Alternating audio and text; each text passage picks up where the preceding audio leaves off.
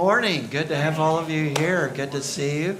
And so today I'm talking about getting out of the shaker. Get out of the shaker. You know, if salt stays in the shaker, well, that's nice that you have some salt, but the purpose of salt is to get out, And Jesus, if we can look at this passage of Scripture from Matthew chapter 5, verse 13, and this comes from the Voice translation, says, "You, beloved, are the salt of the earth.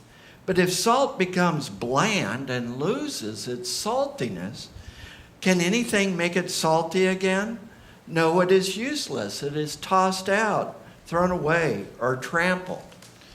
When Jesus is making this statement on what's called the Sermon on the Mount, he's speaking to thousands of people. And they are disciples, but most of them are not. This is just a wide, diverse group of people to whom he is speaking. It's people of all sexual orientations. It's people of all races. It's people of all faith traditions, because there's different faith traditions represented. It's people of all kinds. And to those people, he is saying, you are the salt of the earth. So he's saying it to you. He's saying it about us. It's a spiritual principle that each and every one of us are the salt of the earth. But what does that mean? I want to look at some of the characteristics of salt. First of all, and there's a lot of characteristics to salt, but first of all, chemists have discovered that salt helps to open up the taste receptacles that we have. So it's not just adding flavor, it is enhancing the flavor by opening our flavor receptacles. So when we are the salt of the earth, we are helping to open up the flavor of life. The flavor for God, the flavor to who we really are, the flavor to really enjoying life. Yesterday, and Judy's family, some of them are here with us today. Welcome. And yesterday we were out on the boat, out on the ocean, to remember and celebrate the life of Harlan, Judy's husband who had passed. And as I looked at Harlan's life, it was just full of life. I mean, when he was 18 years old, he was in a plane crash that broke his back in 2 places, fractured his skull in 5 places, broke numerous ribs. And what he came away from with that was a zeal for life and to ignore death. Flavor for life. What is your flavor for life? Is it bland? Have you ever had now, I want to be careful here. Watch it. But I like flavor, I will go to an Indian restaurant. I will tell them how hot to make it. They will bring me the food. Maybe they're looking at my appearance. Well, and they're thinking, no, surely he doesn't mean that hot. And I taste the food and I say, do you have something for me to add to this? Sometimes I will taste some food and it's like, wow, I need to add something to this. A lot of people in our world are not experiencing the flavor of life. They're experiencing as something bland, something that really isn't worthwhile, something that is not effervescent, is not effulgent. They're experiencing life as drudgery, as misery, just getting through one day at a time, like Sisyphus. You know the myth of Sisyphus that was condemned to hell, and he had to push a rock all the way to the top of a mountain every day, and once it got to the top, it just went down to the bottom so he could start over again. And a lot of people are living their lives like that. In their jobs, they're just getting up and they're going through it like robots, like automatons. They're just trying to get through the day. God, just help me to get through the day. They can't stand their boss. They can't stand their co-workers. And they wonder, is this what life is really about? They come home and life might be boring. That is a bland life. Jesus said, we have come here to experience the real full flavor of life. Jesus said, I came that you may have life and have it more abundantly. Do you know about abundant life, or are you living way below your means? Way below? Abundance. We are here to help people to experience the real flavor, the real taste of life. But how can you do that unless you get out of the shaker and get shaken? We need to be out there helping people to experience and connect with the real life. Real life, what we're really here to do, to really experience that oneness with God, to really experience that when I see these plants around me, I am seeing the presence of God. When I am seeing you, I am seeing love. I am seeing joy looking back upon itself. We are here to live into magnificence, not to be bland. So that means we need you to show up as who you really are, your highest self. Not just try to fit in. We need who you are. Because each and every one of us are that salt to one another that helps us to experience real life. Secondly, salt creates thirst. There's a movie theater in Wichita, Kansas that we love to go through. It's IMAX theaters. Biggest screen I've ever seen. It's the best theater I've ever been to. Seriously. We've been all around the world. It's the best theater in Wichita, Kansas that I've ever seen. Huge screen, 3D movies, the sound, IMAX sound. It's just amazing. The seats rumble. You're in the movie. And we always like to get popcorn, you know. I walk into the theater, I smell the popcorn. You know, they're incentivizing, wanting to come and buy some popcorn. Have you ever noticed that? It's like Pavlov's dog. Even while I'm thinking about it, I'm salivating. We come in, we get this big bucket of popcorn. Well, you need to get drinks if you're going to get popcorn because the salt creates thirst. And they do that on purpose. So they have these advertisements up on the screen showing you popping the popcorn. Well, then, of course, you need the drink. In what way are you creating a thirst in others for real life? In what ways are you creating a thirst in others for the presence of God? In what ways are you creating something that is better than their bland life? We are here to create thirst. Third thing, salt preserves. You know, it can be put on foods to preserve it. It absorbs the moisture so that bacteria can't grow. It also sucks the moisture out of bacteria and microbes so that they can't be active, can't do their work. So it's a preservative. Thomas Merton is an influence in my life. Thomas Merton was a Trappist monk. The Trappists are a branch of the Benedictines that took a vow of silence, and they follow a very strong path of the Benedictine life in the Catholic Church. And Thomas Merton had grown up as a vagabond traveling with his artist father and, you know, atheism and so forth. And Thomas Merton had this life-changing experience and became a monk, a Trappist monk. And he's written many, many books, but his autobiography is called The Seven-Story Mountain. And in The Seven-Story Mountain, Thomas Merton says that the monks who are praying every day, who are praying for the world, are holding the world together by their prayers. He affirms that their prayers, their consciousness is holding together the planet and humanity from self-destruction. Do you believe in prayer that much? Yes. Good. Prayer changes the world. Prayer preserves our world. Prayer preserves our earth, as Marcia has written in her book. Where are you, Marcia? There you are.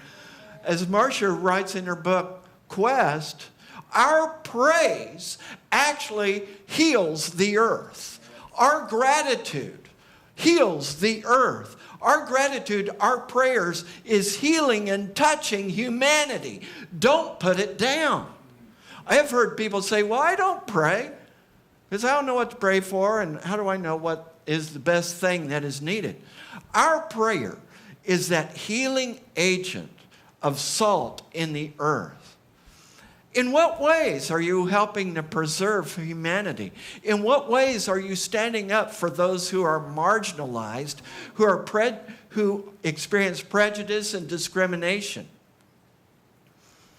I love those of you who are from Marin County. You know that. And Marin County is very progressive. And yet, I found that there are people who, in most of the housing contracts, okay, listen to this. In most of the housing contracts in progressive Marin County, there is a clause that says this house may not be sold to a person of color. Did you know that?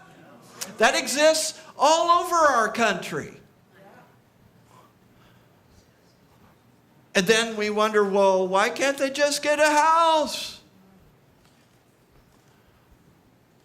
I have a good friend, Cindy Acker, music director there at Unity in Marin, was able to finally buy a house, and it had one of those clauses in it. And so when she got the response back from the bank, it had a form that said that she had not specified any particular race, which was not true. She had identified herself as African American, but they deleted it from the form. And she called them back and she said, no, I put down my race and I want you to put it back in the form. They said, oh, it's no problem. It was just an oversight. You have the house. No, you put that in the form. There's all kinds of ways in which we can stand with people. We can stand with people when they are marginalized, when they are put down. If they are gay, if they are trans, if they are some other race, some other faith tradition, we are there to preserve humanity, to be the salt of the earth. Salt heals. I know it's hard to believe, but I helped at one time to do actual physical concrete work to build a Bible college in the Philippines, in Cebu City, if any of you are familiar with the Philippines. And so I was carrying these heavy, big buckets of concrete filled with rock because we were pouring, you know, those square holes that are in those cinder blocks. We were pouring, we had rebar, steel rebar, put in those holes, and then we would pour concrete and rock into those holes to make it strong because those cinder blocks were so crumbly, if you dropped one, they'd just bust, you know?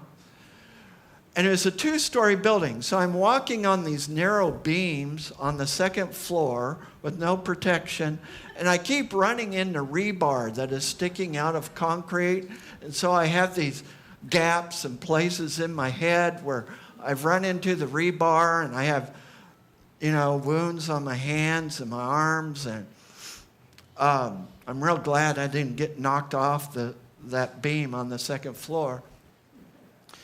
And stuff would get into those wounds. They were not healing. They were getting worse and worse. I was working with concrete, so concrete dust and dirt was getting into those wounds. They were getting worse and worse. Then they took us to the beach for a day off. We had some of the most clear, beautiful salt water I've ever seen in the ocean, and this place, first time for me to go scuba diving at that time. and was out there for about 4 hours just swimming and having a ball going scuba diving. When I got out, I noticed all those wounds were cleaned up, and those wounds healed up very, very fast. You've probably gargled with warm salt water before or used salt. Salt is a healing property. In what way are you bringing healing to humanity, to our planet? In what way are you medicine for our world? We are all medicine for our world. What is the medicine that you are bringing? Now, you're not bringing it if you're just staying in the shaker. Like, oh, I'm so grateful for my life, and I'm not going to touch or interact with anyone else because I just want to stay safe and peaceful. No, we need to get out into the world and be that medicine for the world. What is the medicine you bring? It may be the medicine of your smile. You know, I say hello to almost everybody I see in Hawaii. 90% of them just walk past me. But I think, I'm sending them love anyway. It's going to touch them. I know it's going to touch them. They may get to where they're going, go, ooh, what is that? But it's going to touch them. You can share your love. You can share patience. Patience in the grocery line. Patience in the bumper-to-bumper traffic. Patience with the other person you're talking to who just doesn't get it. Patience with yourself. Just be that salt of healing. We're bringing medicine to this world. And people are asking for this. But we can't do it unless we get out of the shaker. Now, we do this for one another. That's what we mean by beloved community. All of these things I'm talking about, we're doing for one another. That is what beloved community is about. All this stuff I'm talking about. If you don't know what the beloved community is, then listen to this message over and over and over again till you get it. This is what the beloved community is about, is being that salt to one another, to standing up with one another, to seeing the highest and best in one another, to bringing out that flavor of life, to creating that thirst for real alignment with God, for being that preservative that is preserving the dignity and love of each person here, to be that healing presence in the world. We're bringing that to one another. A fifth quality, and I could have listed 20, but I thought I'd have mercy and give you 5. Salt was used in the Old Testament times, the Hebrew Scripture times, and during the time of Jesus. Salt was used as a sign of a covenant. Salt was used when people were making a covenant with each other. It was a symbol of their bond and their connection with one another. It was a symbol of their friendship, their loyalty. And that's what we bring to this world.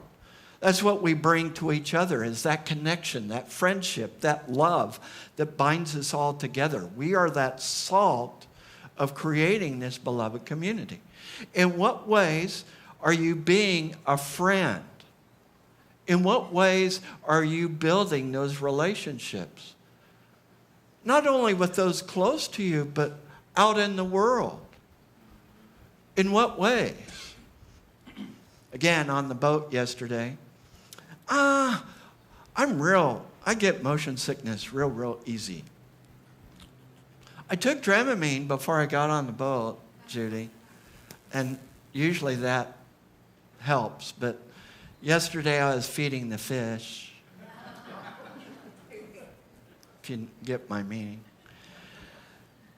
And after that, felt better somewhat, and sat down and talked with Harlan's son quite a while, Greg. We had a wonderful talk, talking about Jesus, talking about Scripture, talking about spirituality, talking about all these things. And I saw it as an opportunity to build relationship, not to focus on differences.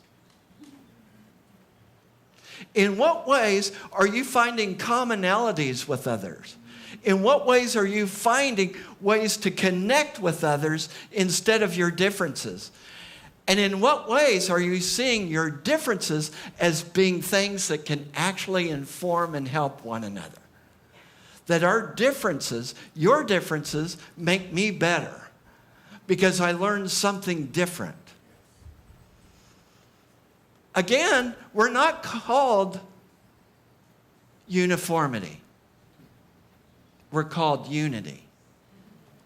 The difference is we're not all the same. We bring all of our different gifts, our different histories, our different experience, and we bring it all, who we are.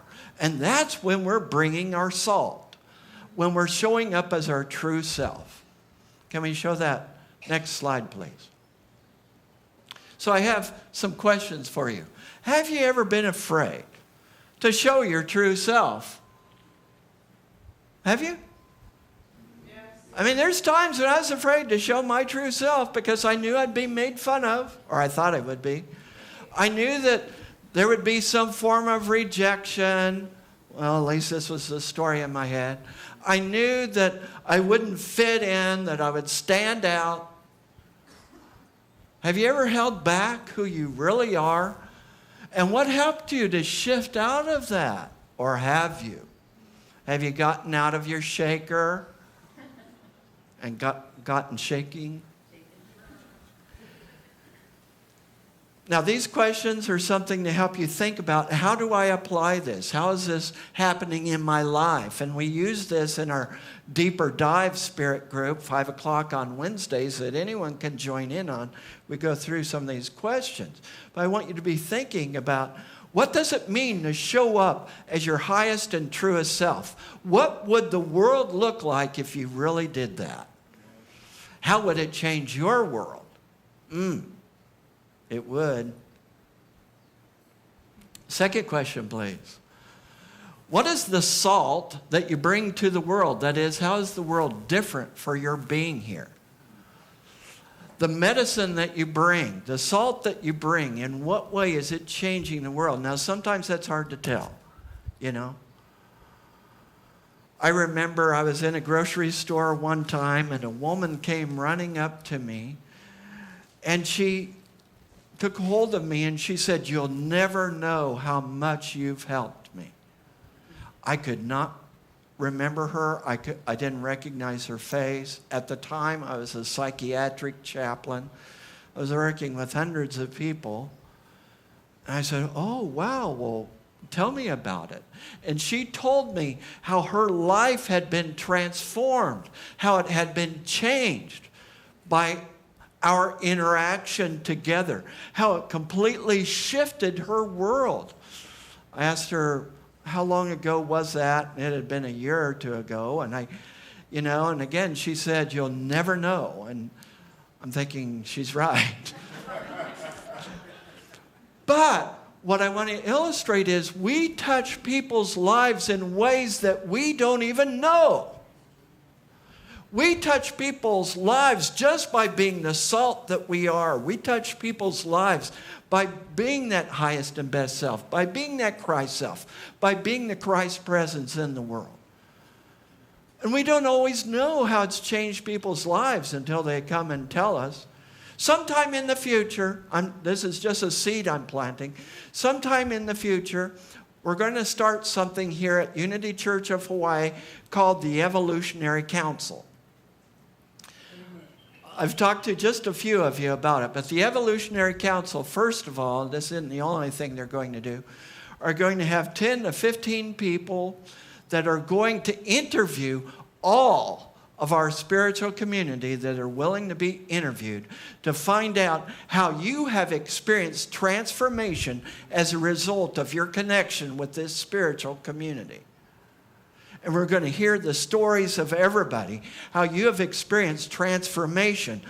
Because our mission statement is centered in God, we transform lives. First of all, we want to know how we're transforming lives. That's what we're about. And that's what salt is about, is bringing about transformation in our world.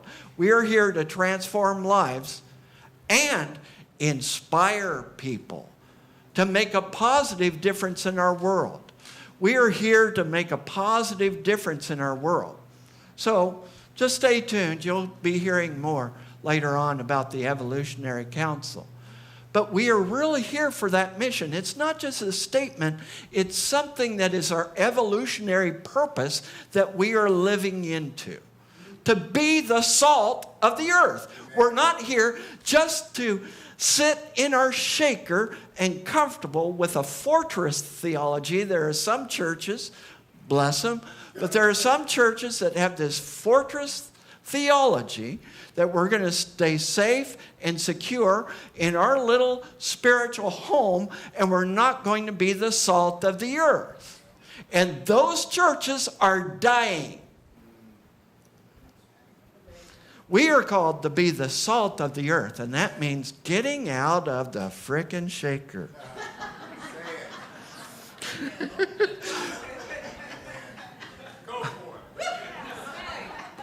Mom, I do clean up my language. I really do. Can we show that third question, please? In what ways do you encourage others to share that salt? We're here to inspire others to make a positive difference in the world. So in what ways are you encouraging others to really step into their highest and best, to really step up and be the salt? Are you seeing gifts in other people? Are you encouraging those gifts? Like, ooh, I was listening to you singing this morning. Have you thought about joining Zamar? Ooh, I see that you love to work with plants. Have you thought about helping with landscaping here or somewhere else? Ooh. Are you encouraging those gifts to come forth in other people? Inspiring people to be the salt of the earth. Encouraging them, not putting them down. Who do you think you are to try to do that? No, encouraging them and giving them opportunities to do so. So we are called to be the salt of the earth. This is our mission. And here's the thing, here's the kicker. Jesus didn't say you might be the salt of the earth. You are the salt of the earth, but do you know it? Do you know you're the salt of the earth? Now he says if the salt has lost its flavor, what good is it? Well, salt really doesn't lose its flavor, but other chemicals and minerals can adhere to it. So you might think you're getting all the salt, but there's a whole lot of other stuff coming with it. Are you willing to be your highest and best self? Yes. Are you willing to be your highest and best self? Yes. Are you willing to be the salt of the world? Yes. Are you willing to be your true self? Yes. And into this, yes, God is operating. God is moving. It does not return to him void. You are the salt of the earth. You are here to shake it up. Thank you.